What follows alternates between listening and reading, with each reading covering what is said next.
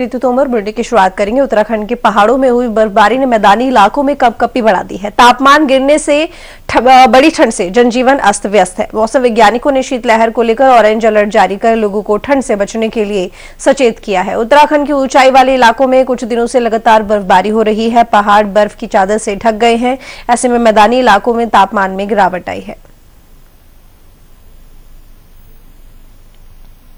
तो उत्तराखंड के पहाड़ों में हुई बर्फबारी ने मैदानी इलाकों में कपकपी बढ़ा दी है। तापमान गिरने से बड़ी ठंड से जनजीवन अस्त व्यस्त है। मौसम वैज्ञानिकों ने शीतलहर को लेकर ऑरेंज अलर्ट जारी कर लोगों को ठंड से बचने के लिए सचेत किया है। उत्तराखंड के ऊंचाई वाले इलाकों में कुछ दिनों से लगातार बर्फबारी हो रही है। तो बता दें आपको, लगातार तापमान घटता जा रहा है, ठंड बढ़ती जा रही है। और इसी के साथ ज्यादा जानकारी के लिए एसोसिएट एडिटर ज्योत्सना इस वक्त हमारे साथ जुड़ी हुई हैं। ज्योत्सना, पहाड़ी इलाकों की अगर बात करें तो वहां पर बर्फबारी हो रही है, जिसका खासा असर मैदानी इलाकों में भी देखने को मिल रहा है। यहाँ पर भी तापमान लगातार गिरता जा रहा है, ठंड बढ़ती जा रही है। लेकिन क्योंकि उत्तराखंड में आप हैं, आप ज्यादा बेहतर तरीके से बता सकती हैं कि वहां की आबोहवा, वहां का मौसम फिलहाल कैसा है। बिल्कुल ऋतु, देखिए दिसंबर का महीना है और दिसंबर का भी महीना कह सकते हैं कि आधे से ज्यादा बीत चुका है। और जो ठंड है, इस समय ठंड का प्रकोप लगातार बढ़ता जा रहा है। न सिर्फ पहाड़ में, बल्कि आप नोएडा में बैठी हुई हैं तो वहां पर आपको तापमान में जो कमी है वो साफ तौर पर महसूस हो रही होगी। वजह साफ है कि हिमालयी क्षेत्र में जबरदस्त बर्फबारी हुई है और अब शीतलहर धीरे धीरे मैदान की तरफ जा रही है। अगर मैं उत्तराखंड की बात करूं तो चारों धामों सहित जितने भी ऊंचाई वाले इलाके हैं, हाई रिचेज हैं, वहां पर सब जगह बर्फबारी हो चुकी है। और जिससे कि उससे निचले वाला जो इलाका है वहां पर जनजीवन काफी ज्यादा प्रभावित है। और आलम यह है कि अब देहरादून या हरिद्वार की बात करें, यहां पर भी लगातार तापमान गिरता जा रहा है। कल रात ही देहरादून का जो मिनिमम तापमान था वो 3 डिग्री तक गया है। आप समझ सकती हैं कि फिर तो हाथ कपा देने वाली ठंड है। और हम लोग लगातार महसूस कर रहे हैं कि धूप भी आ रही है, लेकिन जो हवाएं हैं वो बहुत बर्फीली हैं। अगर चक्राता, रानी चौरी या मुक्तेश्वर की बात करें तो यहाँ पर माइनस टेम्परेचर जा चुका है, यानी कि पूरे प्रदेश में इस समय हाथ कपा देने वाली ठंड है। लेकिन जो सबसे बड़ी बात है कि ड्राई स्पेल चल रहा है, यानी कि कोरी ठंड है। ये जो बारिश के साथ की ठंड होती है वो एक प्रॉपर ठंड होती है। ये ठंड स्वास्थ्य के लिए बहुत अच्छी नहीं होती है और न खेती किसानी के लिए बहुत अच्छी होती है। और ऋतु, अब आलम यह होगा कि 1-2 दिनों बाद मैदानी क्षेत्र जितने भी हैं सभी जगह कोहरा आ सकता है। मौसम विभाग ने भी शीतलहर का अलर्ट, ऑरेंज अलर्ट जारी कर दिया है, यानी कि 21 तारीख तक मौसम इसी तरीके का रहेगा। धूप तो रहेगी लेकिन धूप की तपिश महसूस नहीं होगी, बल्कि ठंडी हवाएं महसूस होंगी। और उत्तराखंड में अगर तैयारियों की बात करूं ऋतु, तो पहाड़ी इलाके में पहले से ही तैयारी होती है। खास तौर पर वहां पर जो रसद होता है वो स्टोर होता है 3-3 महीने के लिए, क्योंकि यहाँ पर जब हैवी स्नोफॉल होता है तो रोड ब्लॉक हो जाती है और आवागमन पूरे ढंग से बंद हो जाता है।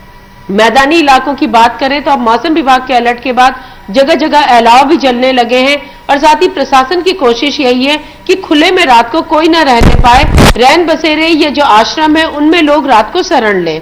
ऋतु, बिल्कुल ज्योत्सना, जिस तरीके से लगातार बर्फबारी हो रही है और हालांकि सरकार भी अपनी तरफ से पूरी कोशिश कर रही है कि लोगों की मदद की जाए, रैन बसेरों की व्यवस्था की जा रही है, अलाव की व्यवस्था की जा रही है। आपसे ये भी जानना चाहूंगी कि मौसम विभाग ने इसको लेकर क्या भविष्यवाणी की है, उन्होंने क्या कहा है कि ये जो बर्फबारी चल रही है कब तक हमें इसी तरह की ठंड से जूझना पड़ेगा और कब तक इसी तरह से स्नोफॉल होता रहेगा, जिसका असर ना सिर्फ उत्तराखंड में बल्कि अगर मैदानी इलाकों की बात करें, जैसे हम यहाँ पर बैठे हैं, तो वाकई में बहुत ठंड है। अब बिल्कुल ऋतु, देखिए उत्तर भारत में कहा जाता है कि पौष का महीना, पूष के महीने की ठंड बहुत जबरदस्त होती है और वो 15 दिसंबर के बाद लग जाता है ऑलमोस्ट। तो इस समय वही ठंड चल रही है। जैसे मैंने आपको कहा कि ये ड्राई स्पेल है, यानी कि जो बारिश के बाद ठंड होती है वो ठंड इक्वल होती है, यानी सुबह शाम होती है और ये चिलनेस कम होती है, उसमें मौसम धीरे धीरे खुलने लगता है। लेकिन इस तरीके की कोरी ठंड से कोहरा भी छाता है और साथ में हार्ट कपा देने वाली ठंड होती है, स्वास्थ्य के लिहाज से बहुत अच्छी नहीं होती है। लेकिन मौसम विभाग ने कहा है कि 21 तारीख तक खास तौर पर उत्तराखंड में ऑरेंज अलर्ट रहेगा, यानी कि जो शीतलहर है, जो ठंडी हवाएं हैं वो लगातार बरकरार रहेंगी, चाहे पहाड़ की बात करें या मैदान की बात करें। और बिल्कुल ऋतु, भले ही स्नोफॉल उत्तराखंड की पहाड़ियों में हो, लेकिन उस ठंड का असर आपको साफ तौर पर नोएडा और एनसीआर में दिखाई देगा और अब धीरे धीरे कोहरा भी छाने लगेगा और जिसे कहते हैं कि हार्ट कपा देने वाली ठंड, वो आप लोग भी महसूस करेंगे। और वैसे कहा जाए तो ठंड को आना था, इस बार लेट ठंड आई है, लेकिन बारिश का और इंतजार हो रहा है क्योंकि बारिश के साथ की ठंड तो होती है लेकिन इतनी हार्मफुल नहीं होती है। चलिए ठीक, ज्योत्सना बने रही हमारे साथ, आगे और भी खबरों पर जानकारी लेंगे आपसे। तो कुमाऊं के लिए बीजेपी की विजय संकल्प यात्रा का मुख्यमंत्री धामी ने बागेश्वर से शुभारंभ किया। इस मौके पर केंद्रीय मंत्री अनुराग ठाकुर भी मौजूद रहे। सीएम धामी ने कहा कि सभी लोगों की मांग थी कि टनकपुर बागेश्वर रेल लाइन स्वीकृत होकर जल्द इसका काम शुरू हो जाना चाहिए। इसके लिए सीएम ने पीएम नरेंद्र मोदी का धन्यवाद किया। इस परियोजना की डीपीआर का कार्य शुरू हो चुका है। इसके साथ ही विधानसभा चुनावों के लिए बीजेपी अपने पक्ष में माहौल बनाने के लिए कमर कस चुकी है। विकास संकल्प यात्रा के जरिए बीजेपी केंद्र से लेकर राज्य सरकार के विकास कार्यों की जानकारी लोगों तक पहुंचाएगी। केंद्र में पीएम मोदी के नेतृत्व में राज्य में जन कल्याणकारी योजनाएं शुरू हुई हैं, जिसका लाभ लोगों को मिलने लगा है।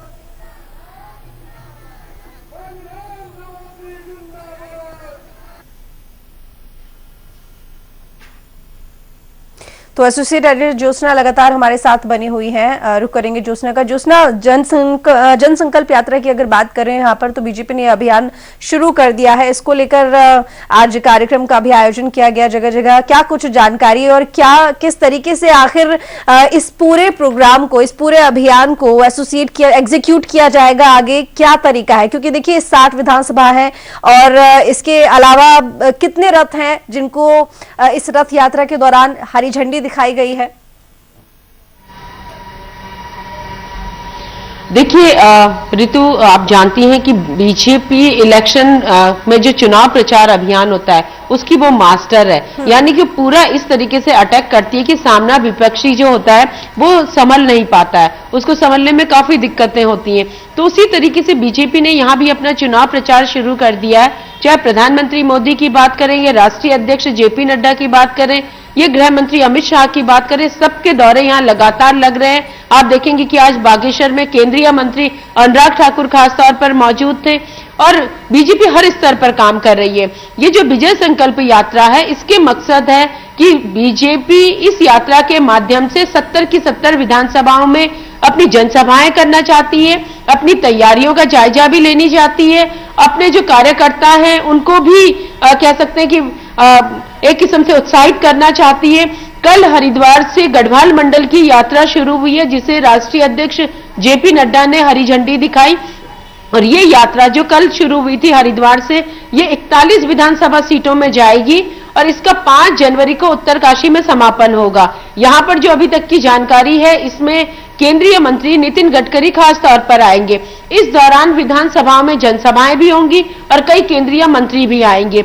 इसी तरीके से कुमाऊं रीजन की 29 सीटों के लिए आज बागेश्वर से ये यात्रा शुरू हो गई है। और ऋतु, मैं आपको बता दूं कि बीजेपी ने खास तौर पर अपनी यात्रा के शुभारंभ के लिए शिव की नगरी को चुना है। आप जानती हैं कि हरिद्वार हरि की नगरी है, तो बागेश्वर बागनाथ भगवान की नगरी है, यानी कि शिव वहां बागनाथ रूप में है और बहुत जाना माना और बहुत ही कह सकते हैं कि जिसकी बहुत मान्यता है, बागनाथ मंदिर वहां पर है। वहां से यह यात्रा शुरू हो गई है। कुमाऊं में भी इसी तरीके से यात्रा चलेगी और 4 जनवरी को इस यात्रा का समापन खटीमा में शहीद स्मारक में होगा, जो राज्य आंदोलन का प्रतीक है। यहाँ पर सबसे पहली शहादत हुई थी।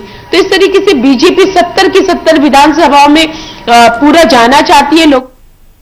चलिए, बहुत शुक्रिया आपका तमाम जानकारी के लिए ज्योत्सना।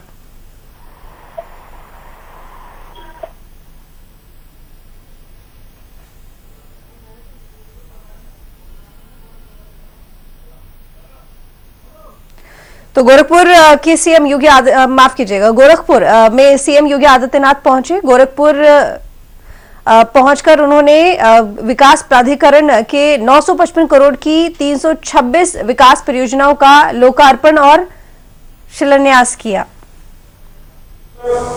264 मानसिक मंदिर छात्रों को एमआरपी और 55 पूर्ण दृष्टिबाधित बच्चों को ब्रेन किट का यहाँ पर वितरण किया गया है और 116 बच्चों को मुख्यमंत्री बाल सेवा योजना के अंतर्गत लैपटॉप का वितरण हुआ है। मैं इन सभी लाभार्थियों को और इन सभी बच्चों को इस अवसर पर हृदय से बधाई देता हूं, इन सब के प्रति अपनी शुभकामनाएं देता हूं। और ये बहनों, हम सबको याद रखना होगा, विकास का कोई विकल्प नहीं, और विकास की इस प्रक्रिया का परिणाम है कि आज आप गोरखपुर में आएंगे तो आप भी कह सकते हैं कि मुस्कुराए आप गोरखपुर में हैं। क्योंकि ये मुस्कुराए केवल रवि किशन जी की फिल्मों के कारण ही नहीं है, विकास के कारण भी है, और विकास के कारण ही रवि किशन जी गोरखपुर में भी आए हैं और फिल्मों का शूटिंग भी करते हैं। सीताराम जी उनके साथ इसीलिए फिल्मों में एक्टिंग करते हैं और विकास में रुचि लेते हैं। विकास इसकी आवश्यकता है। रामगढ़ ताल, अभी प्रधानमंत्री जी ने 7 दिसंबर को गोरखपुर के एम्स और गोरखपुर के फर्टिलाइजर कारखाना का भी उद्घाटन किया।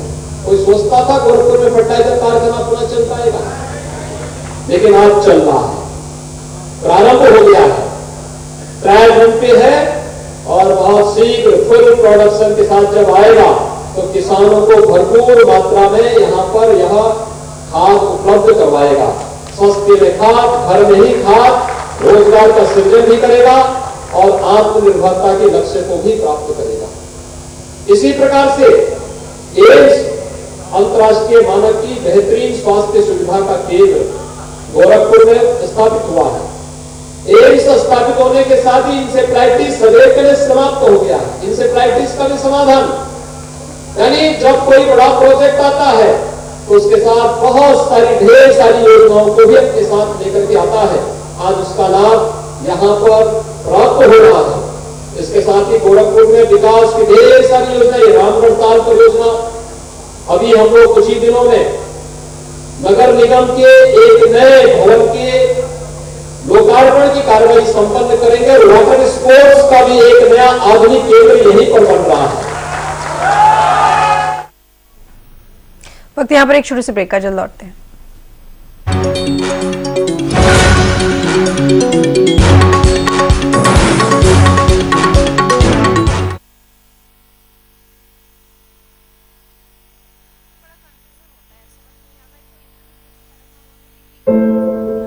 अगर आपके या किसी अन्य महिला के साथ कोई छेड़छाड़ करता है, सोशल मीडिया या फोन कॉल पर परेशान करता है, किसी भी तरह से उत्पीड़न करता है, तो इसे अनदेखा न करें। Women power line Uttar Pradesh 1090 पर कॉल करें। मोबाइल हाथ में 1090 साथ में। घरेलू हिंसा के मामले में 1090 आपको ऑनलाइन काउंसलिंग की सहायता प्रदान करता है।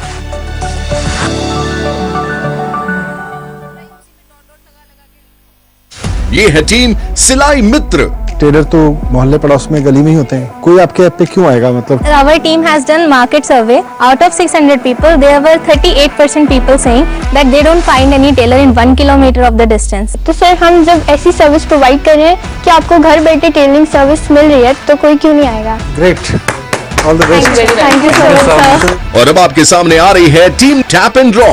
We would want to help you in spreading the word and also place an order with you all around 100 paintings. Would you be able to even do it? Ma'am, even if you give us even more orders, we would be able to do that also. Ma'am, we have other artists with us who are ready to work with us.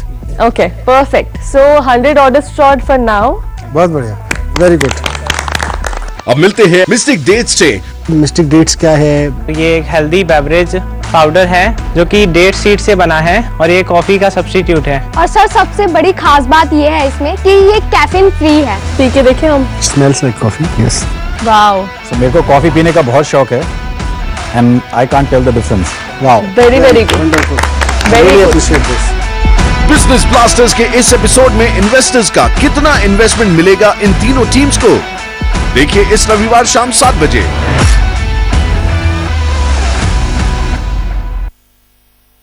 2017 से पहले मारा जाता था गरीबों का हक। 2017 के बाद पीएम आवास के जरिए मिली पक्की छत।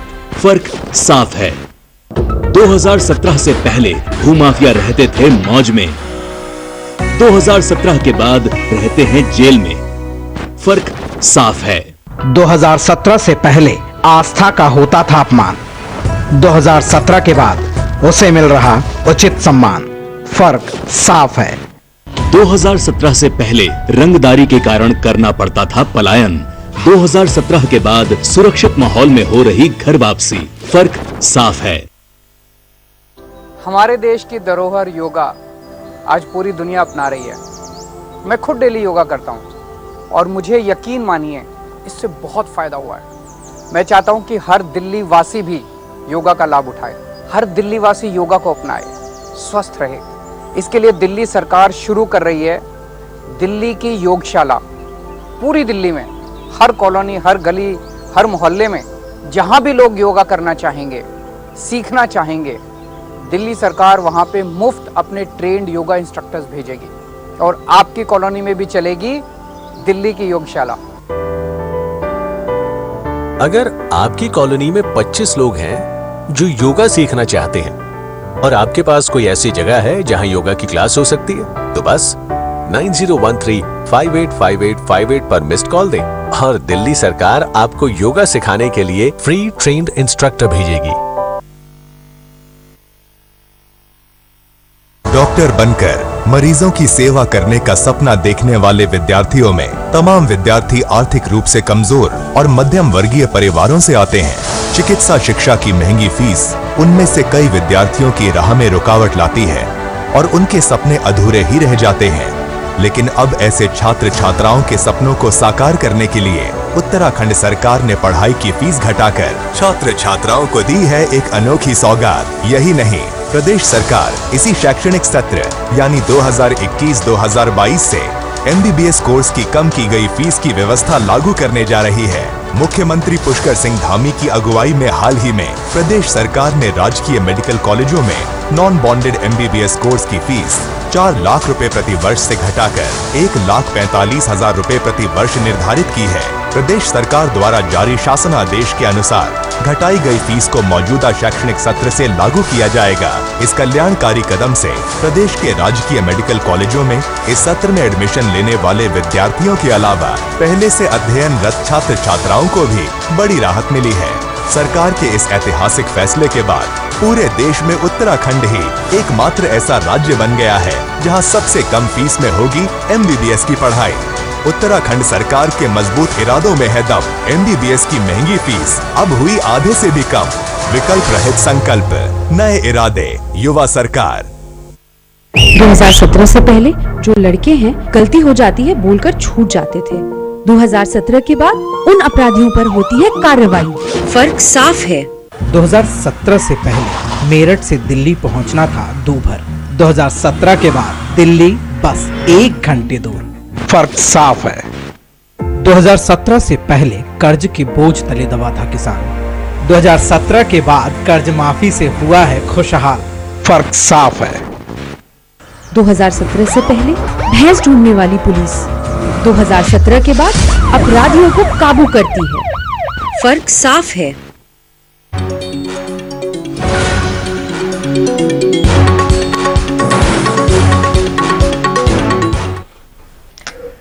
ब्रेक के बाद एक बार फिर स्वागत है। उत्तराखंड बीजेपी को लगता है कि बड़े नेताओं के कार्यक्रम से प्रदेश में बीजेपी के पक्ष में चुनाव माहौल तैयार हो रहा है। पार्टी का कहना है कि कांग्रेस रैली करके पस्त हो गई है, उसमें अब दूसरी बड़ी रैली करने की हिम्मत नहीं बची है। कांग्रेस एक कार्यक्रम करने के बाद ही हार मान रही है, तो ताज्जुब हो रहा है। हम तो पहले से मान रहे थे कि कांग्रेस अब कार्यक्रमों के में थोड़ा सा दम दिखाएगी, हमें लगेगा हमारा कॉम्पिटिटर हेल्दी कंपटीशन के हमारे लिए हमारे साथ तैयार है। लेकिन कांग्रेस जानती है कि एक झटका तो आप सब लोग हजार लोग 500-500 लोग विधानसभाओं से पूरे प्रदेश से मंगा के एक छोटी मोटी कार्यक्रम कर सकते हो, लेकिन अगर भीड़ पैमाना मान के हमारे सामने चुनाव में आएगी तो कांग्रेस कहीं हमारे सामने टिकने वाली नहीं है। वो हमारे कार्यकर्ताओं को जोश जानती है, वो हमारे संगठन की ताकत जानती है। और मैं ये कह रहा हूं, ये बहुत अच्छा कांग्रेस ने कहा है कि चुनाव लड़ने से पहले उन्होंने अपनी हार स्वीकार कर ली और वो पहले मैदान छोड़ के रणछोड़दास बन के जा रहे हैं कि नहीं हम छोटी छोटी रैलियां करेंगे। वो छोटी कर लें या बड़ी कर लें, किसी में भी आ जाएं, जीत तय है। युवा मुख्यमंत्री के नेतृत्व में इस बार 60 पार। ये प्रदेश भगवा में है, मोदी में है। ये हमारा प्रदेश था, हमारा है और हमारा ही रहेगा। तो बीजेपी का ये भी कहना है कि राहुल गांधी की रैली के बाद कांग्रेस की गुटबाजी खुलकर सामने आ गई है। अगर लोकेशन भेज दें सब तो बहुत अच्छा रहेगा।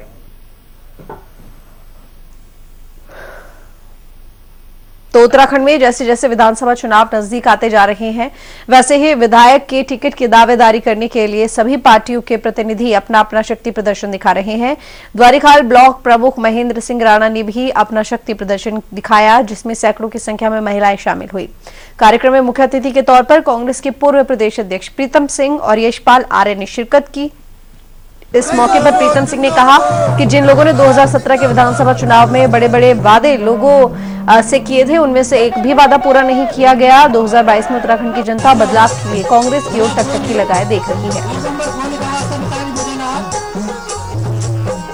जो लगातार मजबूत होते चले जा रहे हैं, कांग्रेस को बहुत मजबूती दे यम के तो उत्तराखंड कांग्रेस ने राज्य सरकार के खिलाफ पोल खोल अभियान शुरू कर दिया है। पिथौरागढ़ से इसकी शुरुआत की गई। कांग्रेस नेताओं का कहना है कि बीजेपी ने भले ही चेहरे बदले हों, लेकिन उनकी नीति नहीं बदली है। इसके अलावा कांग्रेस वीर ग्राम भ्रमण की भी शुरुआत करेगी। दिवंगत सीडीएस जनरल बिपिन रावत के गांव सैंड से परिक्रमा की शुरुआत होगी। सैंड में इसका नेतृत्व कांग्रेस के प्रदेश अध्यक्ष गणेश गोदियाल करेंगे, जबकि गोविंद सिंह कुंजवाल गांव दन्या तो हरीश रावत मूनाकोट में कमान संभालेंगे। प्रेस की थी और उस प्रेस के बाद चीफ सेक्रेटरी ने एक लेटर लिखा सभी अधिकारियों को कि खनन की ऐसी शिकायतें आ रही और आप लोग अपने स्तर से तो ये सब अपने खाल बचाने की वो हैं। और ऐसे दूसरे अधिकारी भी लिख देंगे कि भाई अपने नीचे के तो उत्तराखंड में बीजेपी के दिग्गज नेता रैलियां कर रहे हैं। वहीं कांग्रेस ने अभी तक सिर्फ एक राहुल गांधी की बड़ी रैली का आयोजन किया है, लेकिन कांग्रेस का कहना है कि बीजेपी चाहे जितने बड़े नेताओं को बुला ले, लेकिन जनता हकीकत से वाकिफ हो गई है। पार्टी का कहना है कि वो छोटे छोटे कार्यक्रमों के जरिए लोगों से संवाद बना रही है और ऐसे कार्यक्रम ही जनता से सीधा संवाद करने में कारगर रहते हैं। पिछले 2014 से लेकर 19 की बात करूं, चाहे उसमें 17 का उत्तराखंड के चुनाव की बात मैं करूं, उस समय भी तमाम बड़े बड़े नेता आए थे और तमाम बड़े बड़े नेताओं ने बहुत बड़े बड़े वादे किए थे, लेकिन एक भी वादा, चाहे मैं राष्ट्रीय स्तर की बात करूं चाहे मैं उत्तराखंड स्तर की बात करूं, कोई वादा उन्होंने पूरा नहीं किया है।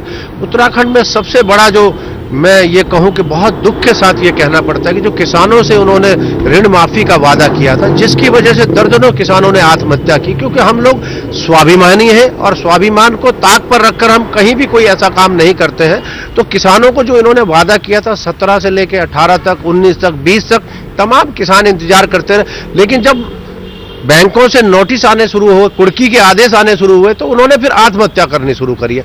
लोग आज भूले नहीं है इस बात को। महंगाई चरम पर है, महंगाई से लोग त्रस्त हैं।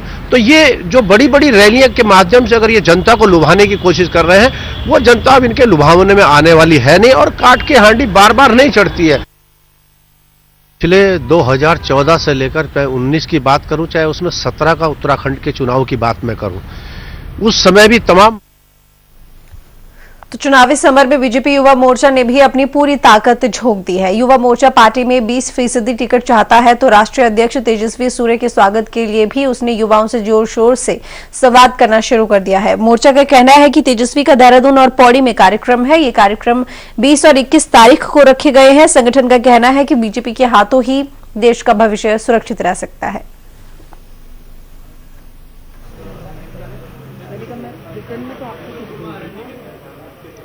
भारतीय जनता युवा मोर्चा के हमारे यशस्वी राष्ट्रीय अध्यक्ष, जो युवा राष्ट्रीय अध्यक्ष हैं, 28 साल में वो मेंबर ऑफ पार्लियामेंट हो गए थे और 29 साल में वो हमारे राष्ट्रीय अध्यक्ष हैं।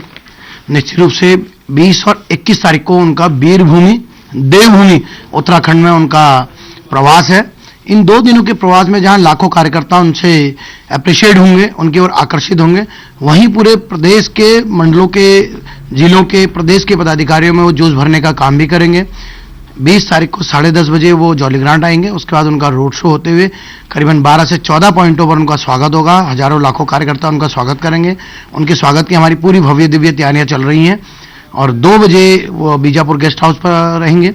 वहां पर जलपान करने के बाद जिलाध्यक्ष, महामंत्री, मीडिया, सोशल मीडिया और मंडल के अध्यक्षों के साथ उनकी पहली बैठक होगी। तो फिलहाल बुलेटिन में अभी बस इतना ही, लेकिन सारा समय पर उत्तर प्रदेश उत्तराखंड की खबरों के अलावा देश और दुनिया की ताजा तरीन खबरों के लिए लॉग ऑन कर सकते हैं हमारी वेबसाइट समयlive.com पर। मुझे दीजिए